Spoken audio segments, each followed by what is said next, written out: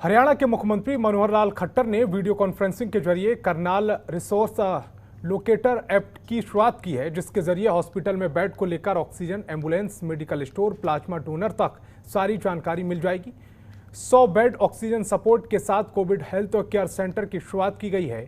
असंध हल्के की CHC में 300 बेड का एक ऑक्सीजन सपोर्ट का हॉस्पिटल बनाया गया है, जिसके चलते लोग वहीं पर अपना इलाज करवा सकेंगे। उन्होंने करनाल ना आना पड़े। करनाल की बाकी CHC में 2 लोगों के अंदर इस तरह के ऑक्सीजन सपोर्ट वाले बेड शुरुआत करने की उम्मीद है।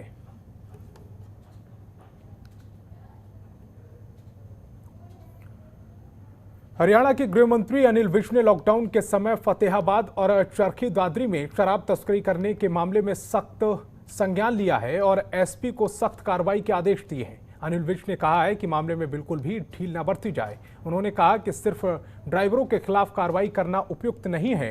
अनिल विज ने आदेश दिए हैं कि जहां से शराब निकली है उसके खिलाफ भी कार्रवाई की जाए। अनिल विज ने कहा है कि सिर्फ हरियाणा से संबंधित बात नहीं है। विशेषज्ञ बात कर रहे हैं कि कोविड के बाद इसकी समस्या आ रही है, लेकिन इस समस्या का इलाज है और डॉक्टर दवाई भी दे रहे हैं।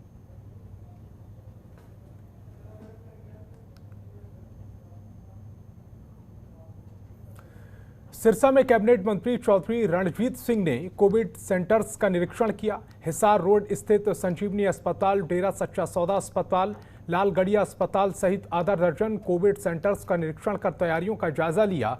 कुछ अस्पतालों में ज्यादा रेट वसूलने की शिकायत मिली। अस्पताल संचालकों को सरकार की ओर से निर्धारित रेट वसूलने की हिदायत दी गई। ज्यादातर रेट वसूलने वालों पर कार्रवाई की जाएगी। अस्पतालों में ऑक्सीजन सिलेंडर्स की कमी की बात सामने आई है। कैबिनेट मंत्री ने कहा है कि जरूरत के हिसाब से ऑक्सीजन दी जा रही है।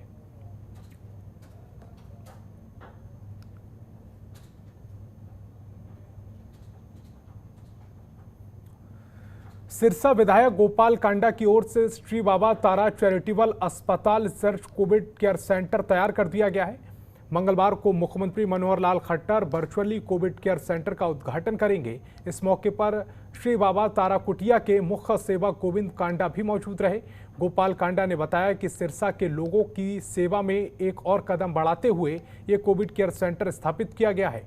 मेडिकल इमरजेंसी की इस स्थिति में सिरसा के लोगों को इस 150 बेड के अत्याधुनिक सुविधा वाले कोविड अस्पताल से काफ़ी फायदा मिलेगा। उन्होंने बताया कि डॉक्टर रितेश शर्मा के निर्देशन में कोविड सेंटर चलेगा। तमाम चिकित्सा स्टाफ की भर्ती कर ली गई है। उद्घाटन हो जाने के बाद ये कोविड अस्पताल लोगों के उपचार में काफ़ी फायदा देगा।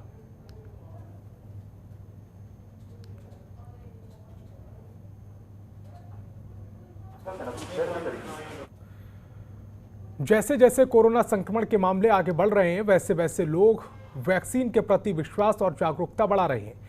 सिरसा के खैरपुर गुरुद्वारा साहिब के प्रांगण में एक वैक्सीनेशन ड्राइव शुरू हुआ है, जिसमें काफ़ी संख्या में महिला, पुरुष और युवाओं ने वैक्सीन लगवाकर अपने आप को सुरक्षित करने का काम किया है।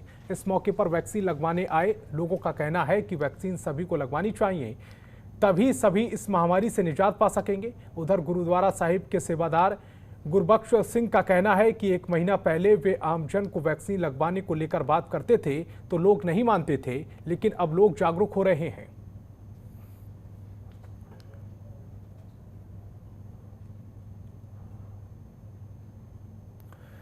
हरियाणा बीजेपी की नवगठित प्रदेश कार्यकारिणी की बैठक का आयोजन हुआ, जिसकी अध्यक्षता प्रदेश अध्यक्ष OP धनखड़ ने की। बैठक में कोरोना महामारी से निपटने को लेकर पार्टी के लिए किए गए कार्य और भविष्य में किए जाने वाले कार्यों पर विस्तार से चर्चा हुई। बीजेपी महामंत्री वेदपाल सिंह ने बताया कि बैठक के दौरान पार्टी की तरफ से कोरोना के दौरान किए जाने वाले कार्य जैसे हेल्पलाइन, वैक्सीनेशन, मरीजों को राशन की आपूर्ति जैसे मुद्दों पर चर्चा हुई। इसके अलावा किसान मोर्चा के पदाधिकारी के साथ मंडियों में फसल खरीद प्रबंधन पर भी चर्चा की गई। बैठक में बताया गया कि हरियाणा में युवा मोर्चा की तरफ से प्लाज्मा डोनर का एक बड़ा बैंक तैयार किया गया है।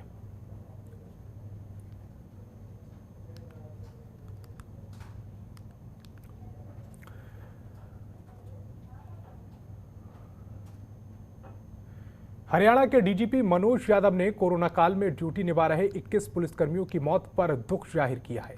फरीदाबाद के सिविल अस्पताल में अपनी जान की परवाह न करते हुए अब भी पुलिस लोगों से सोशल डिस्टेंसिंग का पालन करती नजर आ रही है। पुलिसकर्मी मास्क के इस्तेमाल पर ध्यान देने के लिए प्रेरित कर रहे हैं। डीजीपी ने बताया कि 1700 से ज़्यादा जवान कोरोना पॉजिटिव हुए। ऐसे में सबसे बड़ी बात यह है कि जहां लोग कई जगह कोरोना नियमों का पालन नहीं कर रहे हैं, वहीं पुलिस के जवान अपनी ड्यूटी बखूबी निभा रहे हैं।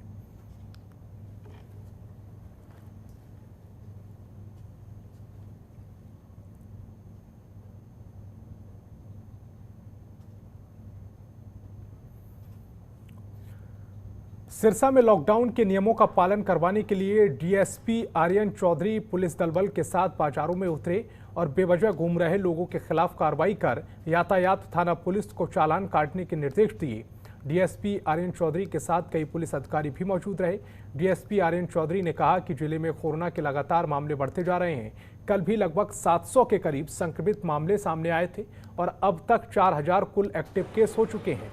इसको लेकर लोगों को जागरूक किया जा रहा है और बेवजह बाजारों में घूमने वालों, बेवजह दुकानें खोलने वालों के खिलाफ लोगों को समझाया जा रहा है, लेकिन फिर भी लोग नियमों का पालन नहीं कर रहे हैं तो उनके चालान काटे जा रहे हैं।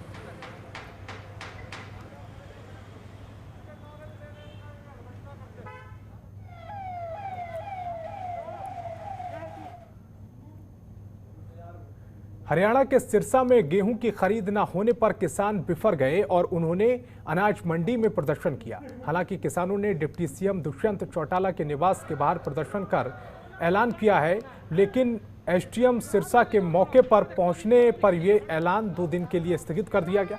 आपको बता दें कि प्रदेश भर में कोरोना के बढ़ते मामलों को नियंत्रित करने के लिए प्रदेश सरकार ने लॉकडाउन लगाया है। इसी के चलते गेहूं की खरीद नहीं की जा रही है। इससे किसानों के लिए उलझन की स्थिति पैदा हो गई है। किसानों ने 2 दिन पहले जिला प्रशासन को ज्ञापन सौंपकर चेताया कि सोमवार तक अगर गेहूं की खरीद शुरू न की गई तो डिप्टी सीएम दुष्यंत चौटाला के निवास के बाहर गेहूं रखेंगे। इसी प्रस्तावित कार्यक्रम को लेकर किसान अनाज मंडी में एकत्रित हुए और प्रदर्शन किया। मार्केट कमेटी सचिव किसानों को मनाते हुए पहुंचे, लेकिन जब किसान नहीं माने तो उन्होंने एसडीएम सिरसा जयवीर यादव पहुंचे और किसानों से बातचीत की। एसडीएम ने किसानों को आश्वस्त किया है कि उनकी बात ऊपर तक पहुंचाई जाएगी और 2 दिन के भीतर कोई हल निकाला जाएगा।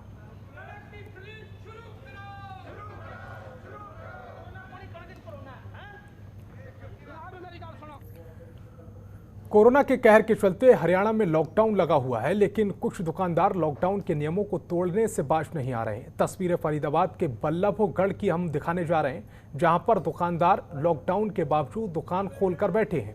केवल कुछ जरूरी सामान की दुकानों को निर्धारित समय के लिए खोलने की अनुमति दी गई है, लेकिन बल्लभगढ़ की इस मार्केट में कुछ दुकानदार बिना अनुमति के भी दुकान खोल रहे हैं।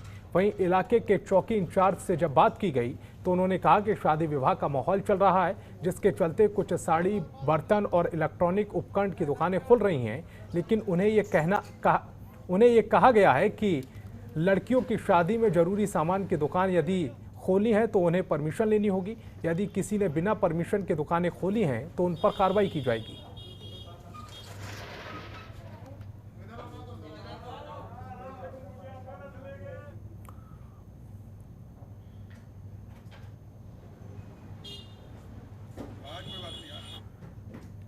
हरियाणा के करनाल में बाइक चोरी की वारदात में शामिल 2 लोगों को पुलिस ने गिरफ्तार कर लिया है। इन आरोपियों के पास से चोरी की 10 बाइक बरामद की गई हैं। साथ ही एक अवैध पिस्टल और कई जिंदा कारतूस पुलिस ने बरामद किए हैं। आरोपियों के खिलाफ थाना कुंजपुरा में मामला दर्ज किया गया है। पूछताछ में आरोपियों ने इस वारदात के अलावा बाइक चोरी की करीब 1 दर्जन वारदातों का खुलासा किया है। खबर में आगे बढ़ेंगे।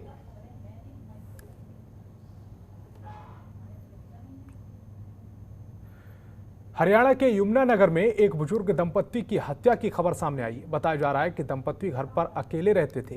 रात अचानक आए अज्ञात बदमाशों ने घर में घुसकर दंपत्ति का गला दबाकर हत्या कर दी। सुबह जब दंपत्ति के परिवार वालों ने फोन किया तो उन्होंने फोन नहीं उठाया, जिसके बाद बुजुर्गों के बेटे घर में घुसे तो घर के हालात देखकर उनके पैरों के तले से जमीन खिसक गई।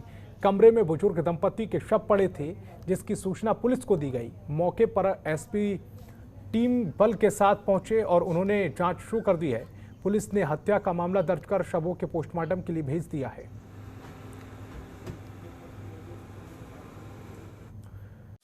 खबरों के निष्पक्ष विश्लेषण के लिए सब्सक्राइब करें जनतंत्र TV and press the bell icon. Never miss any update.